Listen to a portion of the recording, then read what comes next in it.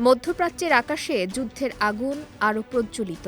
টানা চতুর্থ দিনে গড়িয়েছে ইরানকে ঘিরে যুক্তরাষ্ট্র ও ইসরায়েলের যৌথ সামরিক অভিযান, আর পাল্টা ক্ষেপণাস্ত্র হামলায় কেঁপে উঠছে পুরো অঞ্চল।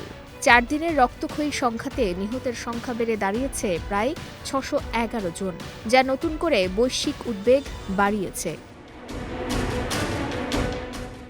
যুক্তরাষ্ট্র অপারেশন এপিক ফিউরি এবং ইসরায়েল অপারেশন রোয়ারিং লায়ন নামে এই অভিযান শুরু করে।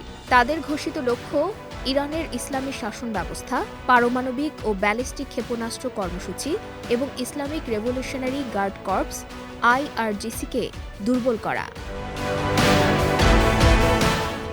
হামলার পরপরই ইরান পাল্টা জবাব শুরু করে। ইসরায়েল সহ মধ্যপ্রাচ্যের বিভিন্ন দেশে অবস্থিত মার্কিন সামরিক ঘাঁটি ও দূতাবাস লক্ষ্য করে ক্ষেপণাস্ত্র ও ড্রোন হামলা চালানো হয়। আল জাজিরার তথ্য অনুযায়ী 4 দিনে উভয় পক্ষে মোট নিহতের সংখ্যা প্রায় 611 জন।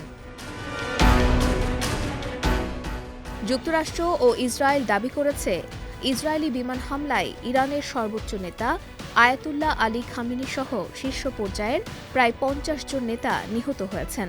একটি গার্লস স্কুলে হামলায় বহু হতাহতের খবর প্রকাশ করেছে বিবিসি।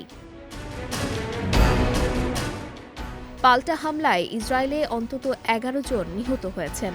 একই সঙ্গে লেবাননের সংগঠন হিজবুল্লাহ ইসরায়েল লক্ষ্য করে রকেট হামলা চালায়।